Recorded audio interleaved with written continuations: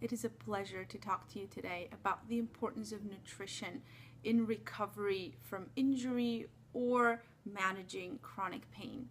Daily in my studio, I see people for therapeutic exercise, and while they're very diligent with their exercise routine and with the lifestyle modifications that I suggest, and they're aware of the importance of sticking to those and also getting good rest and restoration, they're rarely aware of the importance of good nutrition. And good nutrition is really important in two ways. On one hand, you want to be aware of those foods that can be limiting your healing. On the other hand, you want to consume plenty of foods that can support your healing. I have many anecdotal cases where people just change their nutrition and chronic pain or an injury that wasn't healing will heal within weeks. Just a couple of months ago, I was working with somebody who had diastasis recti, and that is a separation in one of the abdominal muscles that often happens after birth. And for her, it was her third pregnancy, and it was an unusually large baby. So that separation was quite large. It was about kind of like 4 fingers across, right? And you could just go through the muscles and feel the organs. And that's troubling for many different reasons for people. And we were on a really good therapeutic exercise program to heal her from that separation. However, no matter how diligent she was with her exercises, both when she would see me and she would do them at home, we weren't seeing the progress that we were hoping for. And I noticed in the meantime that she had some significant hair loss, and also there was thinning on the outside edges of her eyebrows. And I suggested that she contacts her naturopath and do some blood work. And what they found out is that she was deficient in several hormones. And we also did some analysis of her meals, and we found out that she needed more protein, more fat, more calories overall. And so over the next several weeks, we increased both protein and fat, and we also started her on a healing bone broth regimen. And what we saw with her was phenomenal. It just took several weeks, and that diastasis recti, that separation, started closing really fast. And she's one of those fantastic examples that you can be very diligent with your program, but unless you're eating sufficiently and you're eating the right foods to support healing, it's really hard for the body to make new tissue. And this is what we're asking in healing from injury. We're asking the body to make new tissue. So what does both chronic pain and acute injury, what do these two have in common? What they have in common is inflammation. The bump on the knee or a paper cut or the damage of the endothelial wall of your blood vessels, they all have, together with the accompanying pain and the discomfort, a common chemical denominator. And it is a process in which the immune system increases the movement of immune chemicals into an injured area. This has the purpose of eliminating the initial cause of the injury, to clear out the damaged cells from the area, and then to initiate the tissue repair or the buildup of new tissue. The classical signs of inflammation are pain, heat, redness, swelling, and then also loss of function. If you've ever injured your shoulder, you know that it's really hard to move it. And this is what the body does in order to prevent you from injuring yourself any further. Now, chronic inflammation is a little bit more complicated. In chronic inflammation, we have a long-term inflammatory response. It's not a response to an acute injury like a paper cut or a bump to the knee, but to some constant stressor, such as the inflammation of the endothelial cells in the artery wall in response to the quality of the blood that's going through. And something like that could lead to stiffening of the arteries and atherosclerosis. And in chronic low-level inflammation, the immune system attacks your own tissues through the activity of immunotransmitters. So inflammation to a level is really important, because that's what cleans up the damaged cells and restarts tissue healing. But if it's constantly going on, that could be something that's contributing to chronic pain. So today we're talking broadly about nutrients that support healing after an acute injury, such as a tear or a cut, and also the same nutrition that will support your long-term tissue health so that you can minimize that inflammatory response and not end up in a situation with a long duration, low level inflammation that could be causing an attack on your own tissue and creating pain. It's like a two-pronged fork. On one side, we will talk about avoiding those foods that are likely to put the immune system under unnecessary stress, and on the other, we will commit to giving the body those nutrients and specific foods that promote an anti-inflammatory response and that help heal the system and promote tissue health. So let's first start with those factors in our nutrition which may contribute to chronic inflammation. Those of you who are more savvy in this subject may even call these toxic foods. And while they're not toxic, such as, arsenic or cobra venom, ingested in regular small amounts, they can wreak quite a havoc in your system. My husband and I lead a local group here in Rancho Santa Margarita in Southern California. And it's a weight loss group, and we use our 30 Days of Real Food program as the template to help people eliminate those foods that irritate the immune system and also increase the intake of healing foods. We have seen participants miraculously get rid of migraines and earaches and runny noses and watery eyes and painful elbows and nagging low back pain.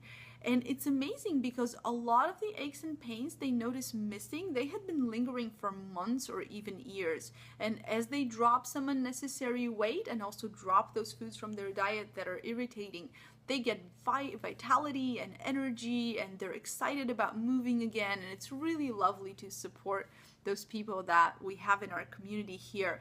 And this is how the 30 Days of Real Food program started on our website as well, and led to the publishing of our Real Food Reset book, because we wanted more people to experience the joy of this simple nutrition and simple changes to nutrition that can really, really help with tissue health and help with a lot of symptoms such as chronic pain.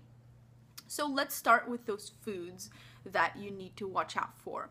The first group of those foods will be grains. That would be wheat, rye, barley, corn, oats, millet, and rice. You may say that we always consume grains, like you remember having grains as a child, or you remember your grandparents telling you about eating a pound of bread each every day and being very healthy despite that. But in recent decades, those foods have been more and more prevalent. We see a change in their varieties. Crops undergo modification to be more resistant to pests and weeds. And we also see the frequency and density of the consumption of those foods going up. Right now, we just saw a couple of weeks ago a report on the number one sources of calories in the American diet. And right at the top at number one was grain-based products such as cakes, cookies, donuts, pies, crisps, cobblers, and granola bars. And guess which one the second source of calories is in the American diet? It's bread.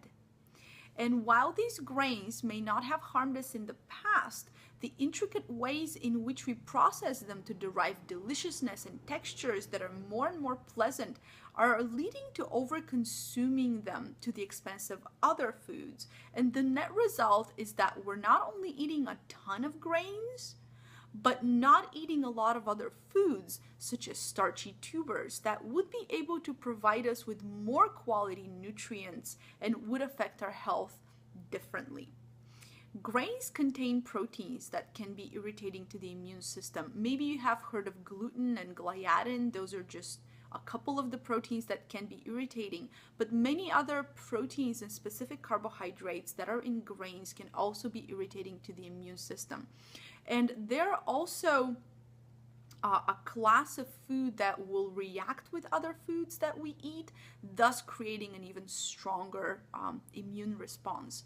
And you will see in the program that comes with this lecture, the 30 Days of Real Food, we have very comprehensive lists of those grains that may not influence you well, and you may want to eliminate them for a while from your diet in order to see how your body reacts and how you feel. Now, the second class of foods that irritate the immune system and that can be toxic in larger amounts are industrial fats. We call them industrial fats because they're manufactured versus grown. Something like an avocado is a natural source of fat that hasn't been manufactured, whereas something as a bottle of canola oil is not something you can just go out in nature and get. And the way in which it's processed in order to extract the oil from the plant can be dangerous as well.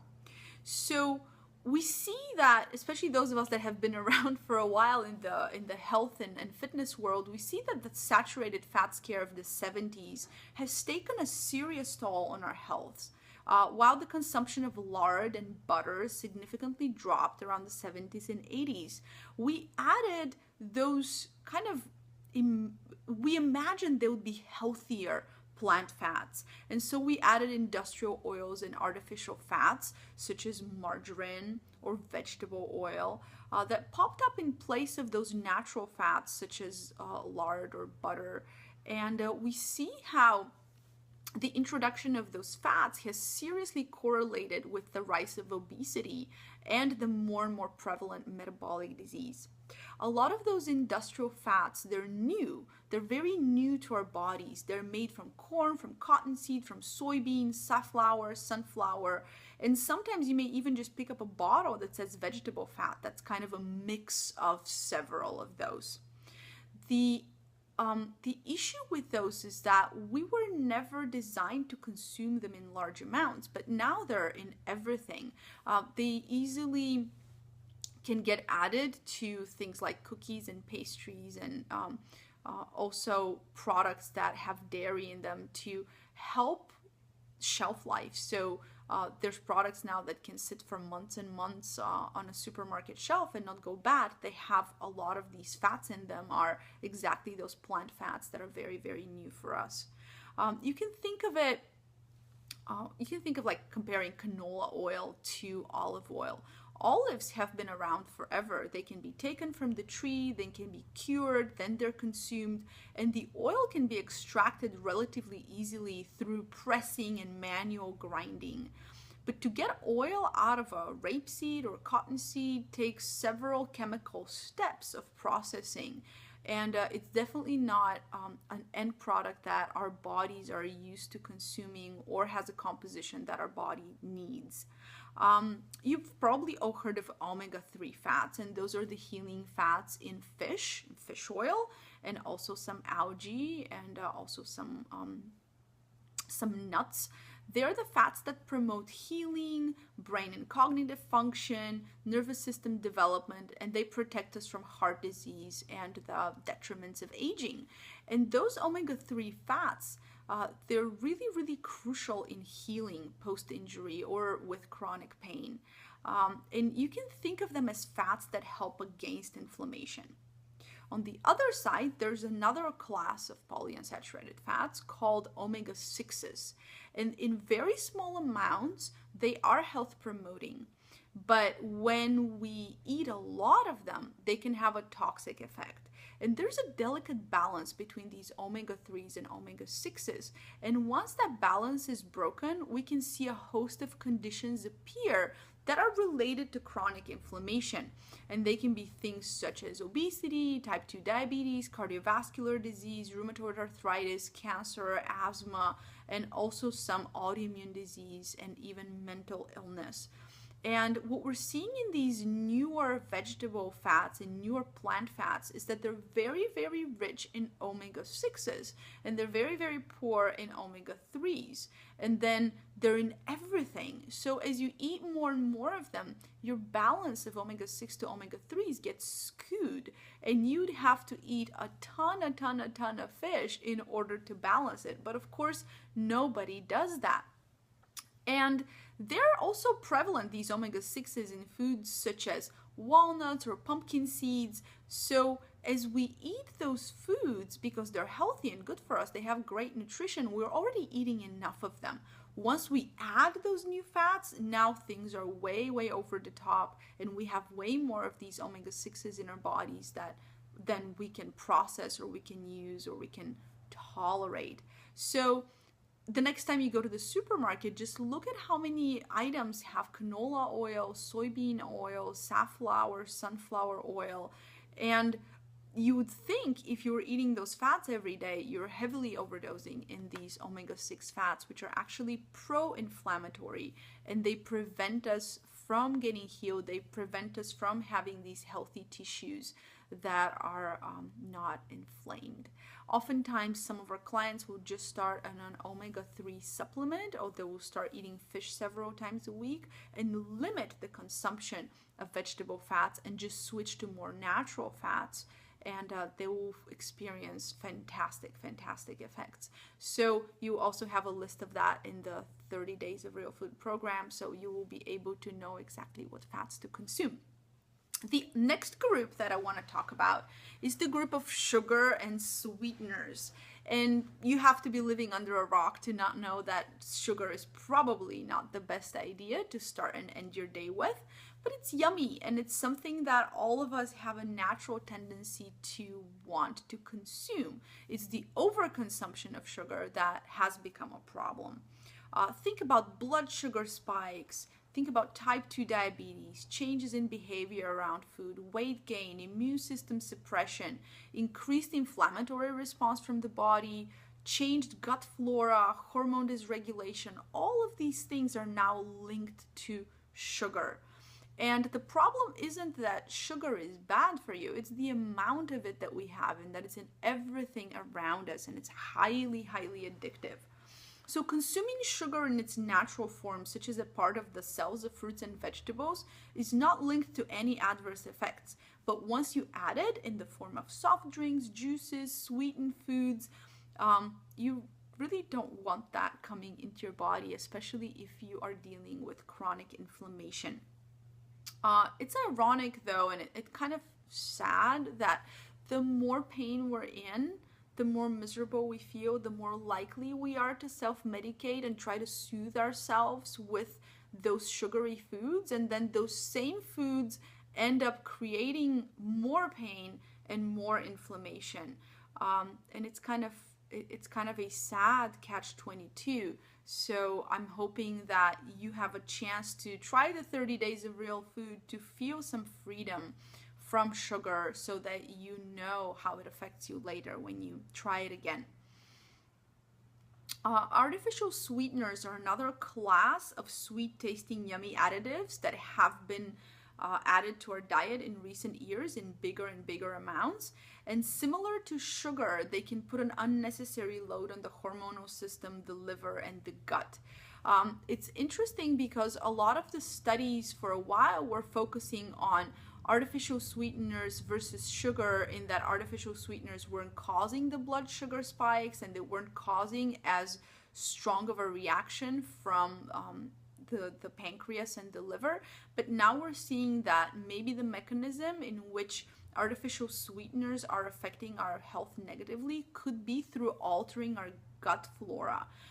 The gut flora is a very complex system of microorganisms that live in your gut, that take care of your immune system, that produce a bunch of different vitamins and and fats, and who are able to really maintain optimal health for us in many different ways, that scientists are just now starting to realize how far-reaching the effect of the gut bacteria is.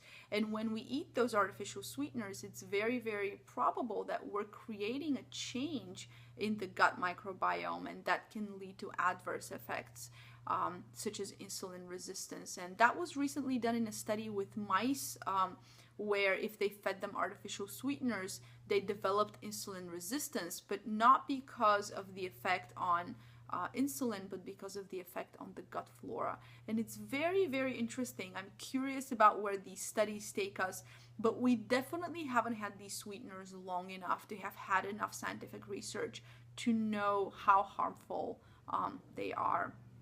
And so it's probably a good idea to stay away from those as well if you're dealing with acute injury or chronic pain.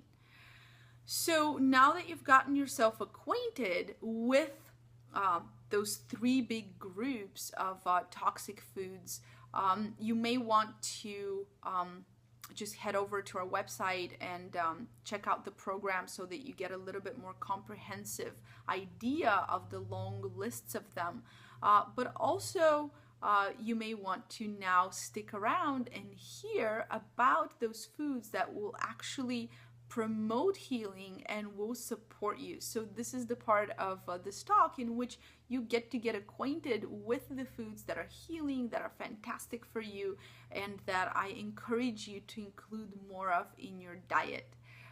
So let's start by looking at the aspects of nutrition that promote healing, and let's start acquainting ourselves with those foods. Let's think of the following scenario.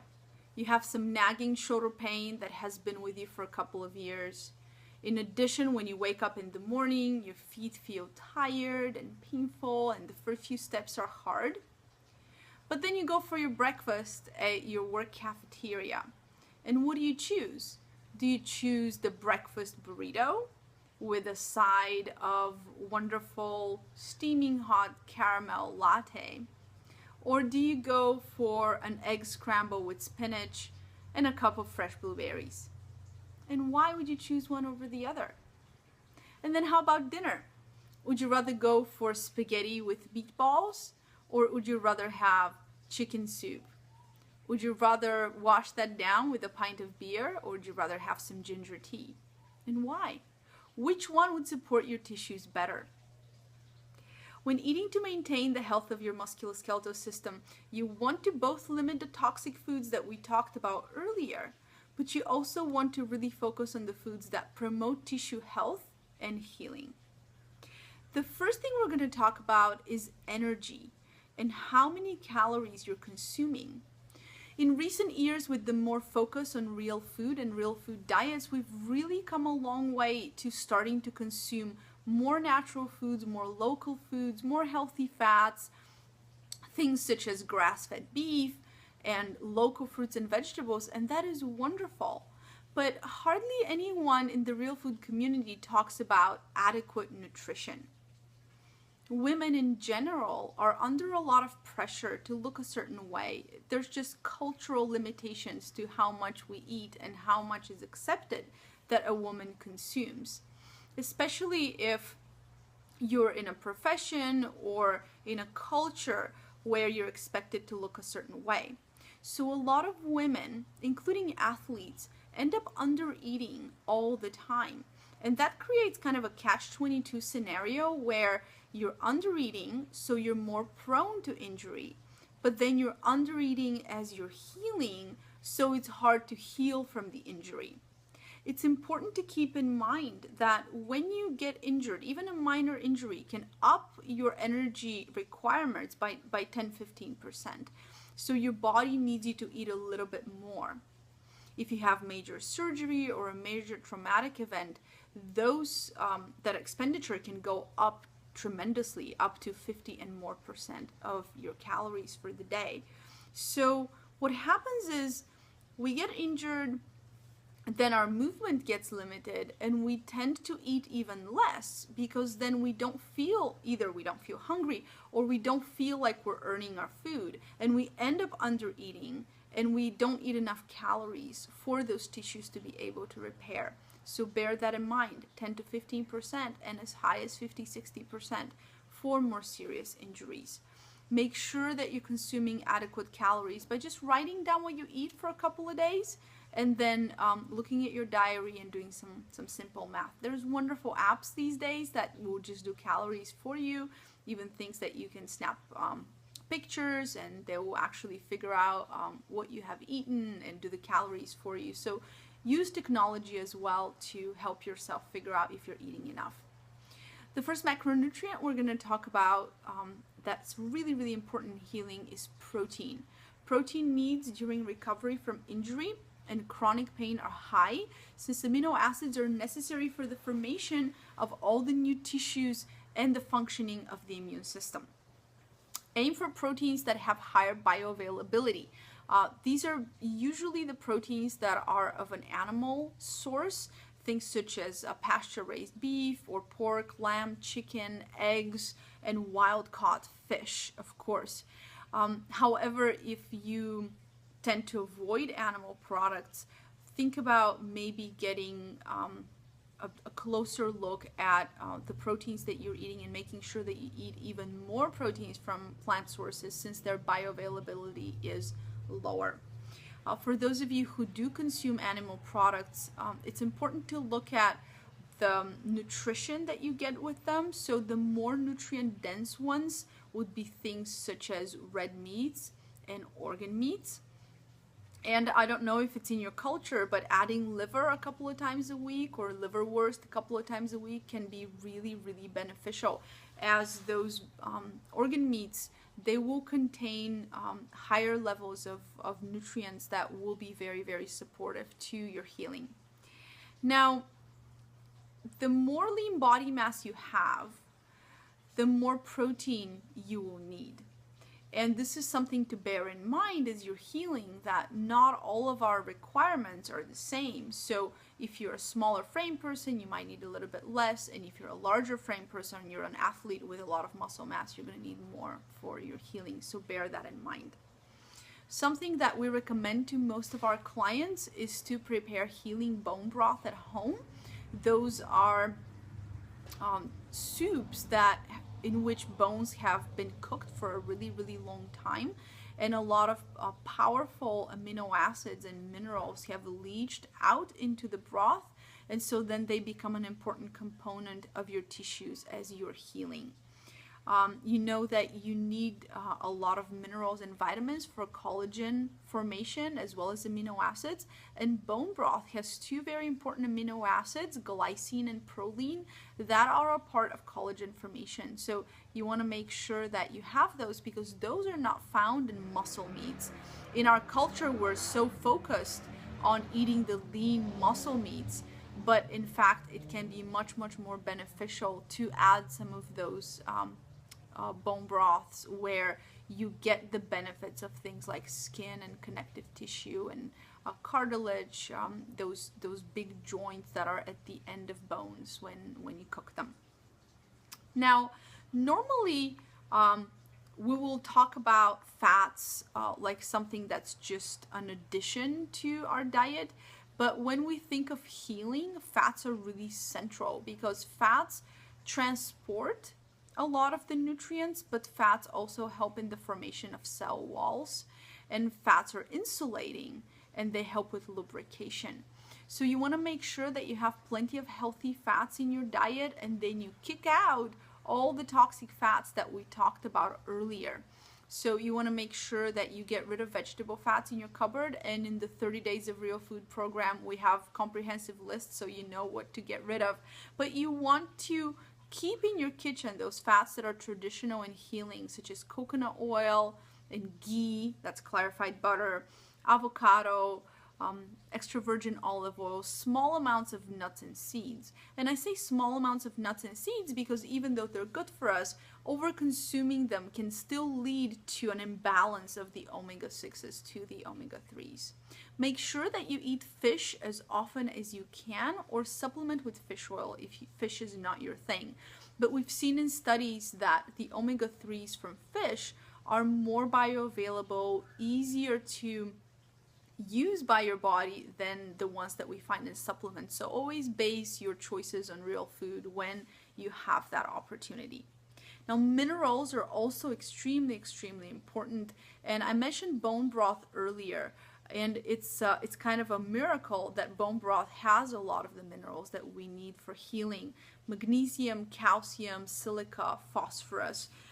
They're very important to the healing of joint surfaces, muscle, and bones. And they're all found in forms and in ratios in bone broth that are really easy to absorb by your body. And both in bone broth and in stock.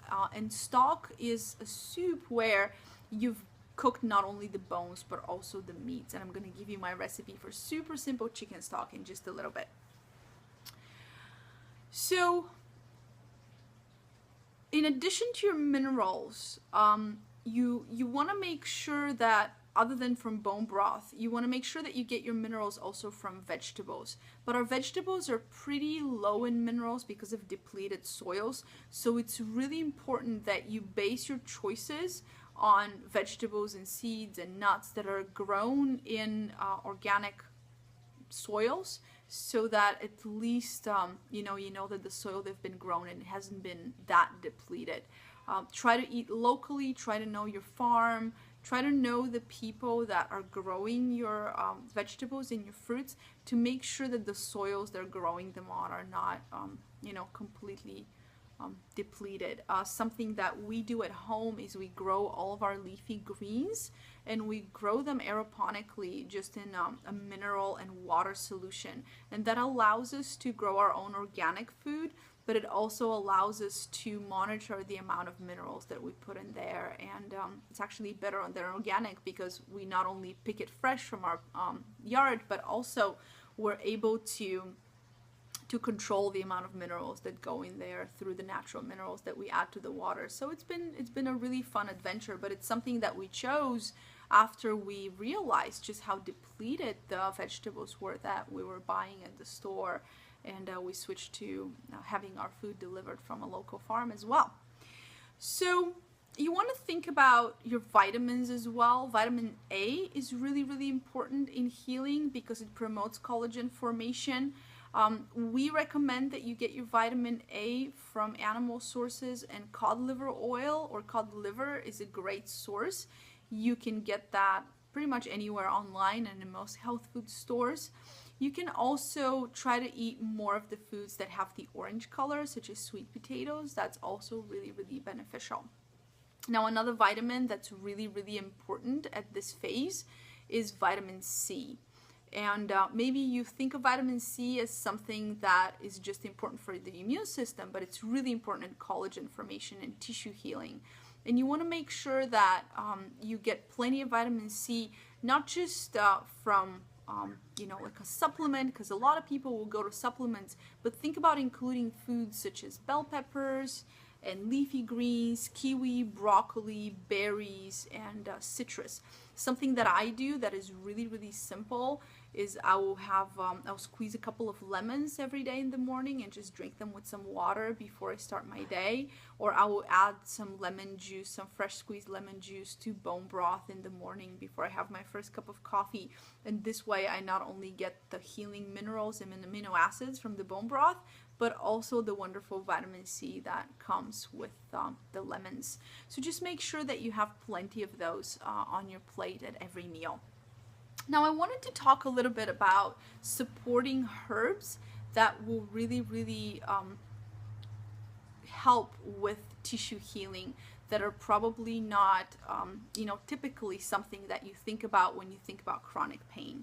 The first one is turmeric, and maybe you've heard of turmeric as a component of curries, and it's that spice that gives curries that particularly deep yellow, beautiful color. And turmeric is a root. It's a rhizome, looks just like ginger, just a little bit smaller, and it's bright orange. And turmeric is very powerful. It's a very powerful anti-inflammatory plant. It supports the immune system. It helps in wound healing. And it's really beneficial for any sort of inflammation. It actually has a powerful effect on the immune system in modulating it, and it's used a lot in autoimmune diseases as well. Turmeric is one of those things that some naturopaths will suggest to their patients instead of a non-steroidal anti-inflammatories such as aspirin or ibuprofen. Turmeric will do the same thing without any of the unpleasant side effects of those over-the-counter drugs. So you can buy turmeric as a fresh root, and you can make tea from it. Or you can also buy it as a powder and just add it to your curries and stews. Or you could buy it in pill form, where it's been made more bioavailable for your body, but it's something that you want to consider including in your diet. There is a form called Longvita, which is the most bioavailable form as far as I know, so you can look for supplements that contain that form. Now, another spice herb that I want to talk about is ginger. You've probably had ginger plenty of times, whether as candy or every time that you go to have sushi. In our kitchen, ginger is a daily addition both to our cooking and to our teas. It supports the digestive system, it helps the immune system, and it helps cool down all heat in the body, and it helps to cool down the inflammatory response. You can make tea very easily just by cutting up tiny, just thin slices of ginger, like this thin, and you cut up like half an inch to an inch of those thin slices, and you just put in a cup and cover with hot water, and you steep for about 5 minutes, and you have a wonderful fresh ginger tea that you can just drink in the morning or in the evening. You can also juice ginger. You can add it to your healing juices that you make for yourself in the morning. Now, another powerful spice herb that we use a lot is lemongrass. We've been very fortunate that lemongrass likes to grow in a pot on our patio. So we've had fresh lemongrass for the last several years. Lemongrass smells just like lemon. It's very powerful. It's very delicious. It's very refreshing. It is a traditional pain reliever and anti-inflammatory in a lot of the Asian cultures. So a lot of the Asian medicine practitioners use it, whether as a preparation or as an oil. Lemongrass oil you can put directly on your skin where you have pain and inflammation, and it's very powerful. It also helps with fevers. It helps with digestive upset. Now, lemongrass tea is really easy to make by just chopping up a stalk of lemongrass and steeping it in some hot water. You can also mix it with ginger, you can mix it with turmeric and make this really powerful tea. But lemongrass oil is amazing because it's really powerful. It's really easy to transport because it's just like a tiny little vial in your bag, and you can mix that with some mixing oil or some body lotion, and you can just apply it on an area that is uncomfortable. So those are my top three favorite herbs for supporting healing: ginger, turmeric, and lemongrass. You want to think about your healing as something that's going to include an active planning on your part, to eat plenty of calories, to eat plenty of fruits and vegetables, to eat healthy fats, and to support yourself with those healing herbs and spices. When you're choosing your fruits and vegetables, you want to make sure that you're going for the bright, beautiful colors, because those flavonoids that make those fruits and vegetables have the deep, beautiful colors, those are also the ones that are very, very healing and that modulate the immune system and help us with healing and build up of our new tissues, the growth of healthy new tissues. So you want to think of things such as blueberries, plums, leafy greens, beets, parsley, spinach, those bright and vibrant colors that when you cook them, you can just see a deep, deep pigment in them. Those are extremely important in your healing.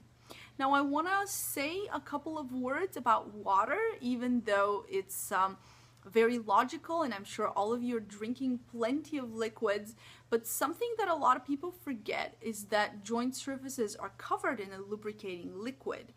And that lubricating liquid is made of complexes known as glycosaminoglycans, and they help hydrate and cushion, lubricate. They help with shock absorption for the joint surfaces. And when the joint surfaces get dried up, we no longer have any of that protection. The fluid in the joints depends on water.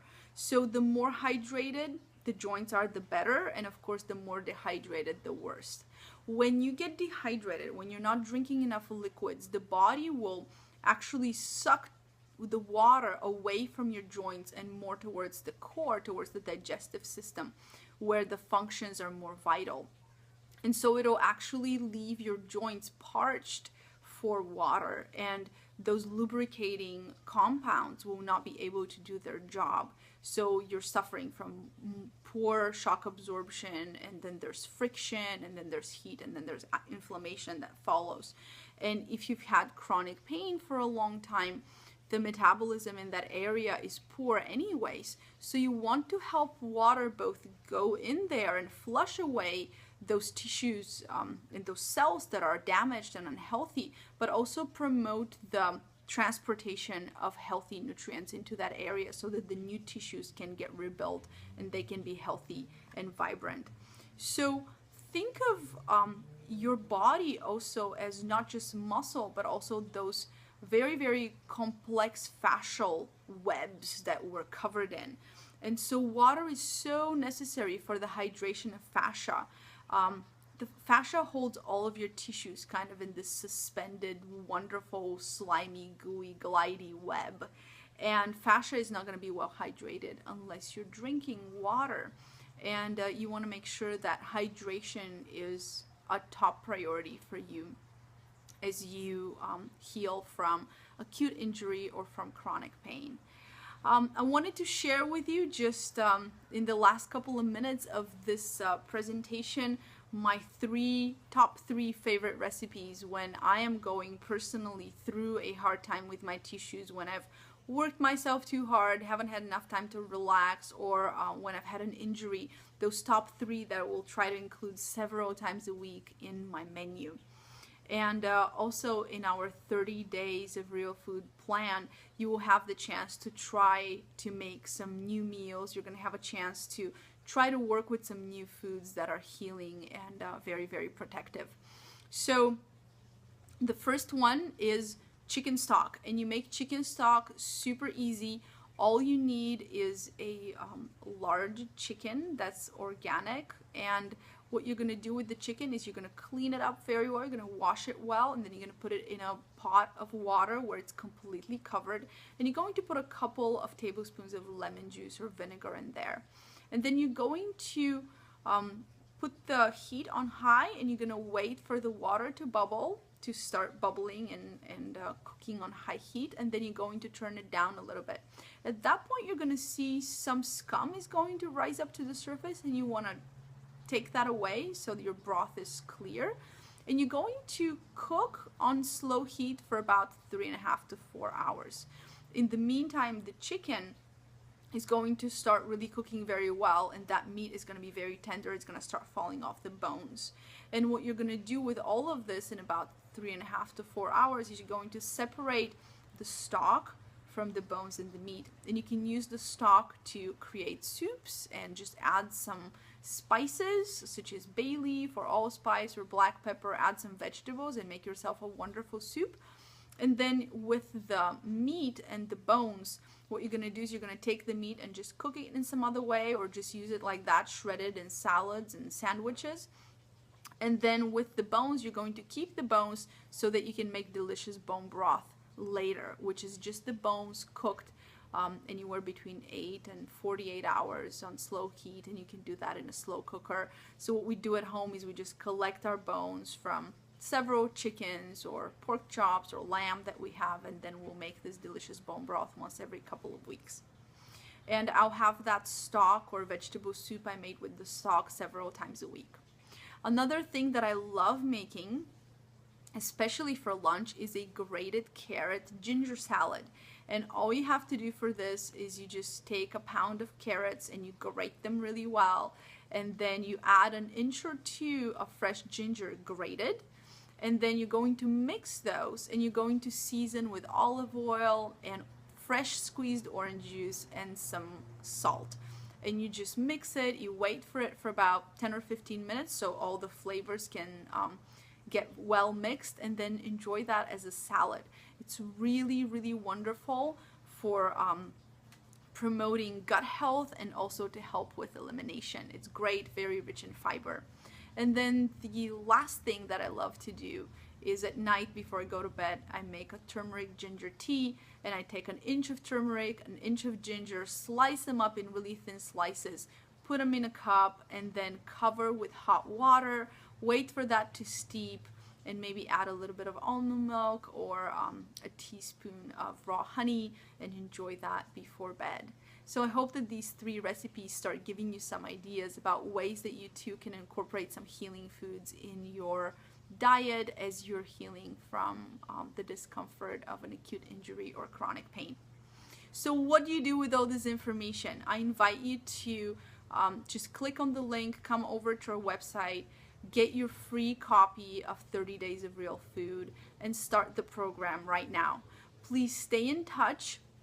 I'm available to answer questions over email, and my email is on the website so that you can stay in touch with me. I'm also available for private coaching, and there is a special offer that I have for you on the website where you can get nutrition coaching with me, and you can enjoy some wonderful rates for the next couple of months just because you're a part of this event. So please keep in touch. Let me know how you're doing. I would love to hear about your results from our free program. If you want to share this program with someone else, we also have the 30 Days of Real Food on Amazon as the Real Food Reset book, which you can always mail to somebody who needs a little bit of a nudge in the direction of taking better care for themselves. Thank you so much for joining me. I have really enjoyed sharing this information with you, and I look forward to hearing from you soon.